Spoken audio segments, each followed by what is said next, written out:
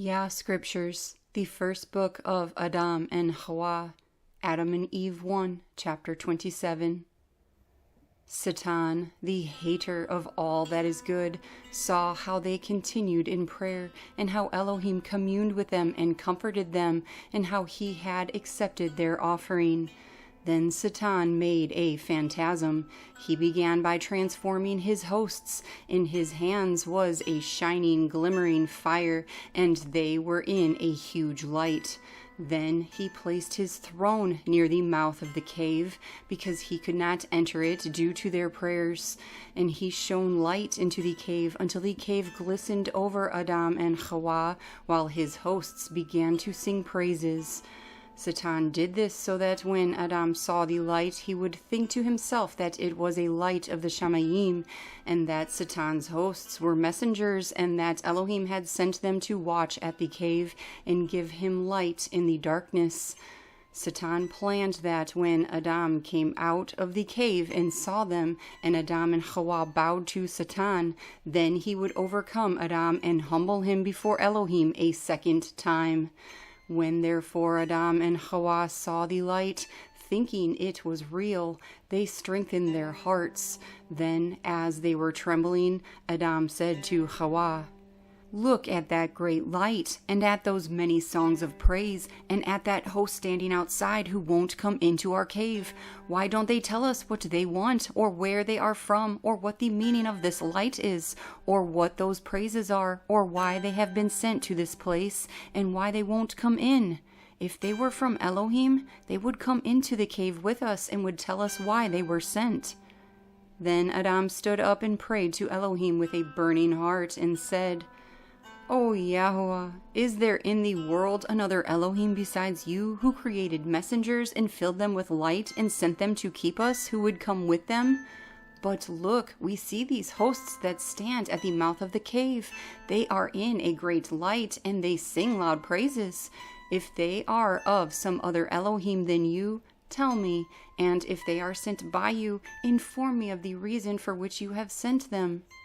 No sooner had Adam said this than a messenger from Elohim appeared to him in the cave, who said to him, "O Adam, fear not. This is Satan and his hosts. He wishes to deceive you as he deceived you at first.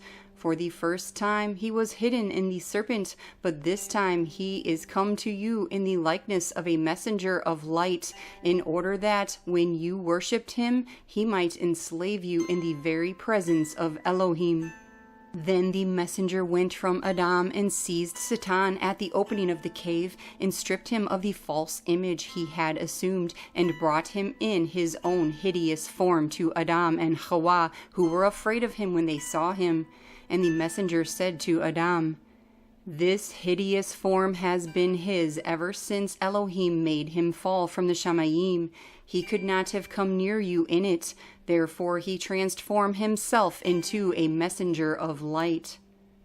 Then the messenger drove Satan and his hosts away from Adam and Hawwah, and said to them, "Fear not, Elohim who created you will strengthen you." And the messenger left them. But Adam and Hawwah remained standing in the cave, and no consolation came to them, as they were divided in their thoughts. And when it was morning, they prayed, and then went out to seek the garden, for their hearts were seeking it, and they could get no consolation for having left it. The first book of Adam and Hawwah, Adam and Eve 1, chapter 28. But when the crafty Satan saw that they were going to the garden, he gathered together his host and came in appearance on a cloud, intent on deceiving them.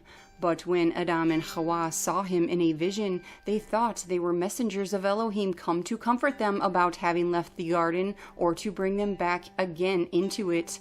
And Adam spread his hands before Elohim, begged him to make him understand what they were. Then Satan, the hater of all that is good, said to Adam, "O Adam, I am a messenger of the great Elohim, and behold the hosts that surround me.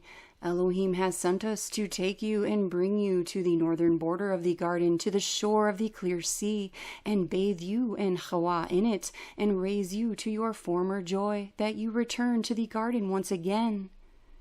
These words sank into the heart of Adam and Hawwah, yet Elohim withheld his word from Adam and did not make him understand at once, but waited to see his strength and whether he would be overcome as Hawwah was in the garden, or whether he would win this battle. Then Satan called to Adam and Hawwah and said, "Behold, we go to the sea of water." And they began to go, and Adam and Hawwah followed them at little distance. But when they came to the mountain to the north of the garden, which was a very high mountain without any steps to the top of it, the devil came near to Adam and Hawwah and made them go up to the top in reality and not in a vision, because he wished to throw them down and kill them and to wipe their names from the earth, so that this earth should belong to him and his hosts alone. The first book of Adam and Hawwah, Adam and Eve 1, chapter 29. But when the merciful Elohim saw that Satan wished to kill Adam with his many tricks, and saw that Adam was meek and without guile, Elohim spoke to Satan in a loud voice and cursed him. Then he and his hosts fled, and Adam and Hawwah remained standing on the top of the mountain. From there they saw below them the wide world, high above which they were, but they saw none of the host which time after time were by them. They cried, both Adam and Hawwah, before Elohim and begged for forgiveness of him. Then the word from Elohim came to Adam and said to him, "You must know and understand concerning this Satan, that he seeks to deceive you and your descendants after you." And Adam cried before Yahweh Elohim and begged and prayed to him to give him something from the garden as a token to him wherein to be comforted. And Elohim considered Adam's thought and sent the messenger Michael as far as the sea that reaches India, to take from there golden rods and bring them to Adam. This Elohim did in his wisdom, in order that these golden rods, being with Adam in the cave, should shine forth with light in the night around him, and put an end to his fear of the darkness. Then the messenger Michael went down by Elohim's order, took golden rods as Elohim had commanded him, and brought them to Elohim.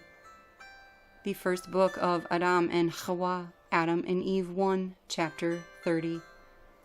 After these things, Elohim commanded the messenger Gabriel to go down to the garden and say to the cherub who kept it, "Behold, Elohim has commanded me to come into the garden and to take from it sweet-smelling incense and give it to Adam." Then the messenger Gabriel went down by Elohim's order to the garden and told the cherub as Elohim had commanded him. The cherub then said, "This is acceptable." And Gabriel went in and took the incense.